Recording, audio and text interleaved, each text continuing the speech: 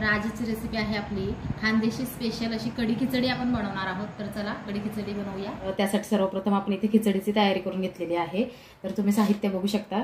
इथे मी शेंगदाणे घेतलेले आहे मुठभर, कढीपत्ता आहे, आलं लसूणची पेस्ट आहे, थोडीशी दालचिनी आहे, एक तेजपान आहे, 2 कांदे कट करून घेतलेले आहे आणि टोमॅटो सुद्धा चिरून घेतले आणि इथे डाळ आणि तांदूळ आपण स्वच्छ धुवून घेतलेले आहे। इथे मी 3 वाट्या तांदूळ घेतलेले आहे आणि अर्धी वाटी आपली तुरीची डाळ घेतलेली आहे। तर सर्वप्रथम आपण गॅसवर कुकर ठेवून घेणार आहोत। मसाली खिचडी आपल्याला करायची आहे। यामध्ये आपण 3 उकळ्या तेल घालून घेणार आहोत।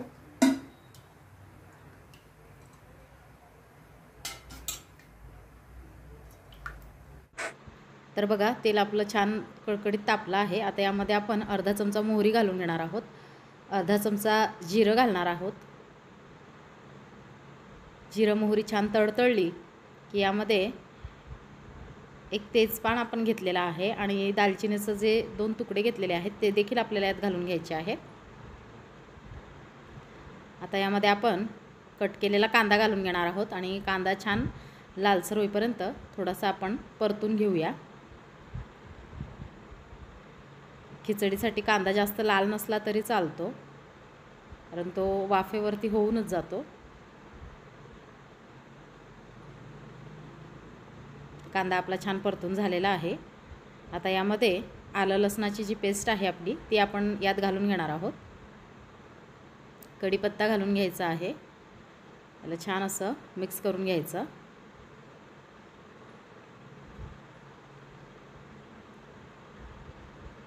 कढीपत्त्याच्या फोडणीचा वास सुगंध येईपर्यंत याला छान असं आपण परतून घेऊया। तर आता आपला कांदा छान परतून रेडी झालेला आहे। आता यामध्ये आपण टोमॅटो घालून घेणार आहोत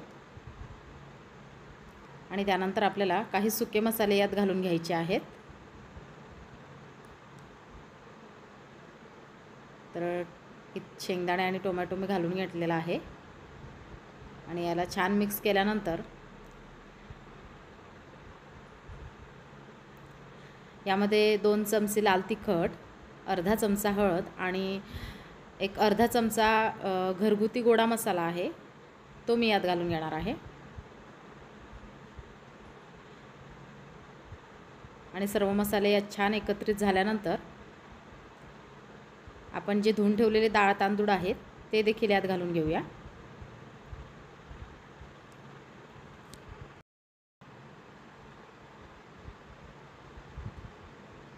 सर्व मसाले यात घालून झालेले आहेत। याला छान असं परतून घेतलेलं आहे। यात थोडासा हिंगाचा देखील वापर करायचा,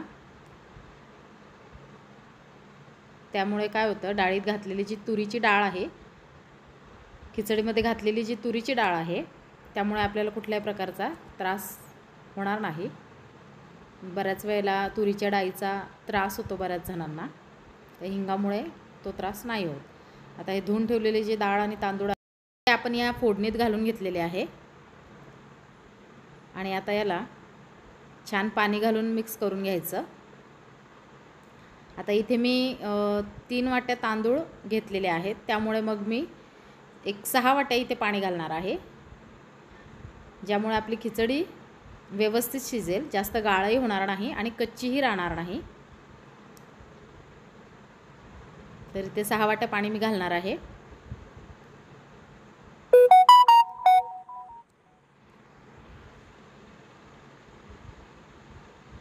आणि पाणी घालून झाल्यानंतर एक चवीनुसार आता आपण यात मीठ घालून घेणार आहोत आणि याला छान असं मिक्स करून कुकरचं झाकण लावून एक 2 शिट्ट्या काढून घेणार आहोत। चला तर खिचडी तर आपली आपण बनायला ठेवलेली आहे। आता इथे आपल्याला कढीची तयारी करायची आहे। तर त्यासाठी मी इथे एक 2 वाट्या दही घेतलेला आहे।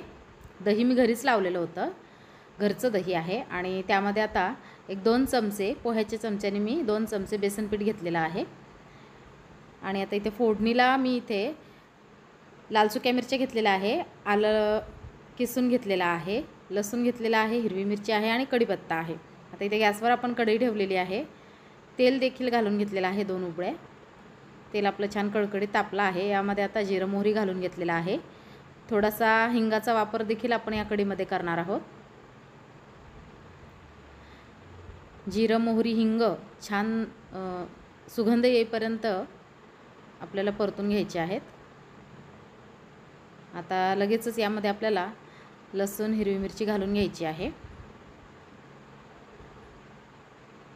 आपली फोडणी रेडी होते तोपर्यंत आपण हे दह्याचं आणि बेसनाचं मिश्रण एकत्र करून घेऊया.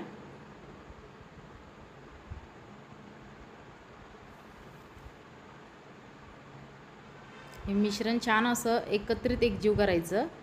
पाणी घालून पातळ करून घ्यायचं, जेणेकरून त्यामध्ये बेसनाचे गोळे राहायला नको.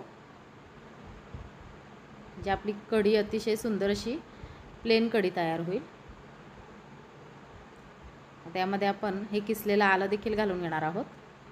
यात लगेचच आपल्याला हे सुक्या मिरच्या आणि कढीपत्ता घालून घ्यायचा आहे. कढीपत्ता छान तळतळला की लगेचच हे मिश्रण आपण जे एकत्रित केलेलं आहे ते पाणी घालून पातळ करून या फोडणीत सोडून यात चवीनुसार आपण मीठ घालून घेणार आहोत. आणि अशा पद्धतीने आपली ही कढी बनवून रेडी आहे. एक उकळी काढली की आपली कढी अतिशय सुंदर अशी झटपट बनवून रेडी आहे. आणि अशा पद्धतीने आपली अतिशय सुंदर ही कढी खिचडीची रेसिपी बनवून रेडी झालेली आहे.